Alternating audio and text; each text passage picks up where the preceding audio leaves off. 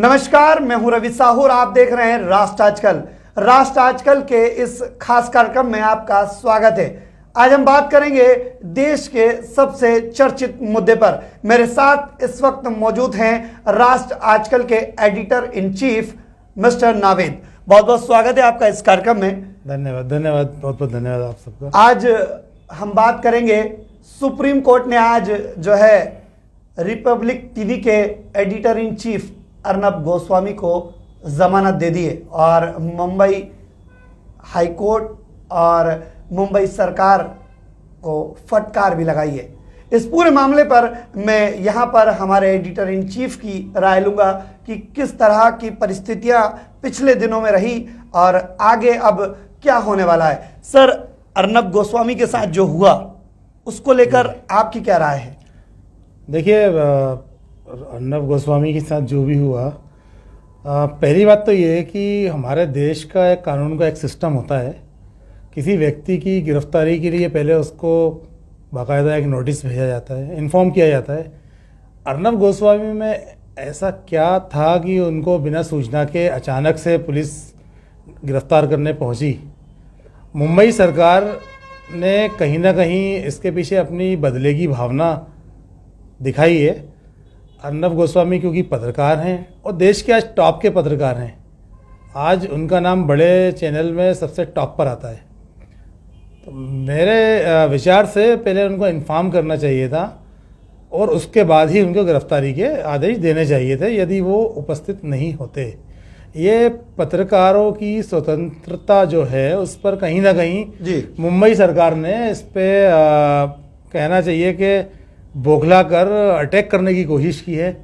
पत्रकार जो कि हमारे देश का चौथा स्तंभ कहलाता है, इस चौथे स्तंभ को कहीं ना कहीं मुंबई सरकार ने धराशायी करने की कोशिश की है।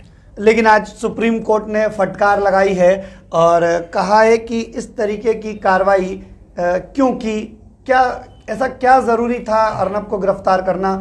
वहाँ पर जो है पुलिस को भी फटकार लगाई है सुप्रीम कोर्ट ने और तुरंत जो है ज़मानत दे दी और उनके अन्य जो सहयोगी थे जिनको गिरफ्तार किया गया था उनको भी ज़मानत तुरंत दे दी गई है। सुप्रीम कोर्ट का जो रवैया रहा आज का, उसको लेकर आप क्या कहेंगे?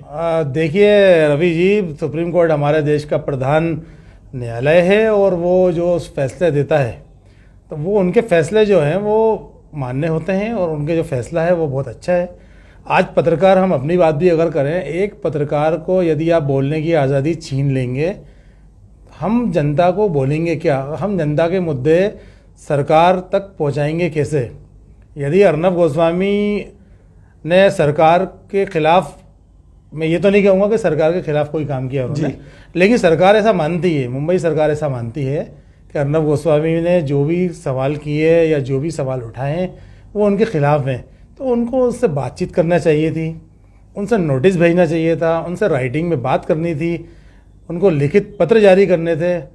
लेकिन ये गिरफ्तार करने का समझ में नहीं आया। मुझे लगता है भारत की जनता जो है इस मुंबई सरकार के फैसले के खिलाफ है और आज सुप्रीम कोर्ट ने जो भी किया बहुत अच्छा किया। पूरे देश में कई जगह जो अर्नब के जो फैंस हैं, जो अर्नब को पसंद करने वाले लोग हैं, वो कहीं ना कहीं पूरे देश में खुशियां मना रहे हैं। सोशल मीडिया पर देखने में आ रहा है कि कई पोस्ट अर्नब गोस्वामी के समर्थन में उनके समर्थक कर रहे हैं। इसको लेकर क्या लगता है, अब किस तरह का, क्या अर्नब गोस्वामी नेता बनने वाले हैं? अब ये तो देखिए भारत की जनता तय करेगी और ख़ुद अर्नब गोस्वामी तय करेंगे। लेकिन मेरा मानना ये है कि अभी अर्नब गोस्वामी, क्योंकि जनता पसंद क्यों करती है, हमें सबसे पहले ये सोचना चाहिए, कहीं ना कहीं जनता के जो मन में सवाल हैं वो सवाल अर्नब गोस्वामी के माध्यम से आज जनता के सामने आ रहे हैं। इससे हम जनता की आवाज़ भी कह सकते हैं, क्योंकि जनता पसंद कर रही है जी, तो जनता के पसंद करने पर ही हम ये कह सकते हैं कि अगर वो चाहें, नेता बनना चाहें, अभिनेता भी बन सकते हैं, मैं तो कहूँगा, क्योंकि वो है आज सक्षम है कि अभिनेता भी बन सकते हैं। लेकिन मेरा सोच ये है कि अगर वो एक पत्रकार है तो पत्रकार ही रहे हमेशा, ताकि हमारे जो जनता के मुद्दे हैं, जनता के जो सवाल हैं, देश में जो भी गलत चीज़ हो रही है, कम से कम वो उसके खिलाफ आवाज़ तो उठा रहे हैं।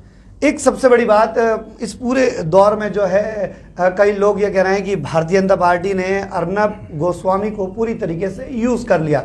यानी आज जो है उनको सुप्रीम कोर्ट से जमानत मिल जाती है कल तक जो है वो भाजपा के लिए एक बड़ा वोट बैंक तैयार करने में कहीं ना कहीं लाभदायक साबित हुए भाजपा के लिए, क्योंकि बिहार में इलेक्शन चल रहा था और वहां पर कहीं ना कहीं सिंपैथी वोट अर्नब गोस्वामी को लेकर भी भाजपा ने बटोरे हैं।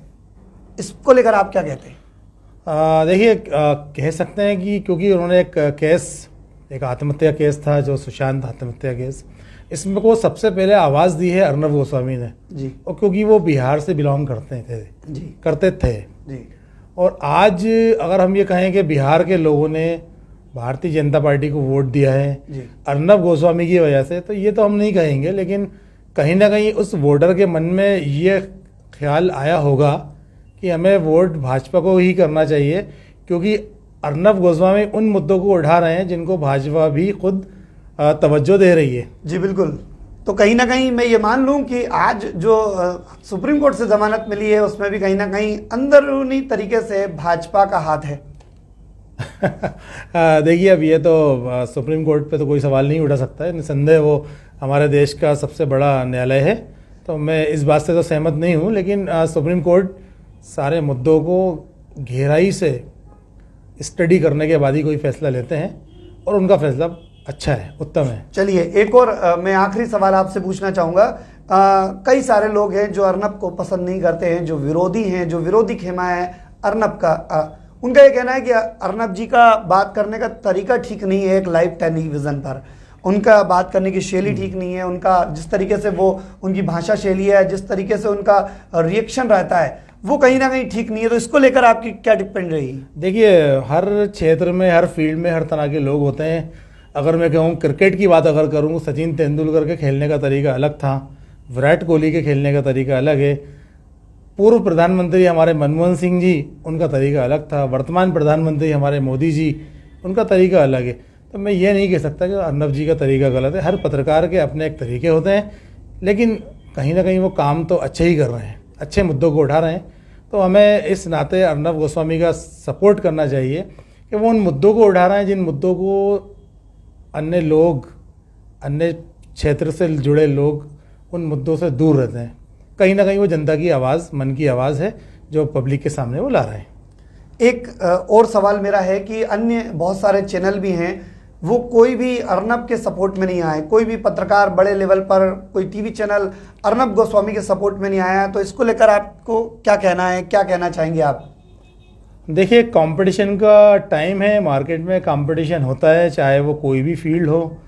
अन्य बड़े चैनल, अगर मैं सच्चाई से बात करूं, तो वो चैनल आज कहीं ना कहीं जो अर्नब गोस्वामी के चैनल हैं उससे नीचे हैं जी, नीचे आ गए हैं, नीचे हैं नहीं, नीचे आ गए हैं, क्योंकि पिछले 1 या 2 वर्ष में जब से अर्नब गोस्वामी मार्केट में आए हैं जी, उनका चैनल लॉन्च हुआ है, उसके बाद जो बड़े बड़े चैनल थे जी, वो कहीं ना कहीं थोड़े से नीचे, उनका पायदान खिसका है, जी, नीचे है।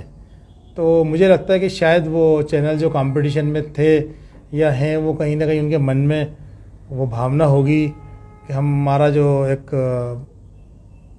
एक मार्केट पे कब्ज़ा था, जी, जो देश के मीडिया पे कब्ज़ा था, वो कहीं ना कहीं नीचे आया है। तो वो कोई भी हो, अपने से ऊपर कोई आता है तो देखिए जो दूसरे कॉम्पिटिटर होते हैं उनके मन में ये भावना आती है कि हम नीचे क्यों हुए। तो ये मैं ये कह सकता हूँ कि शायद वो उनका जो पैमाना है वो नीचे आने से उनके अंदर जो है, उनके मन में इस तरह की भावना आई हुई है। चलिए, बहुत बहुत धन्यवाद हमसे आज इस मुद्दे पर बात करने के लिए।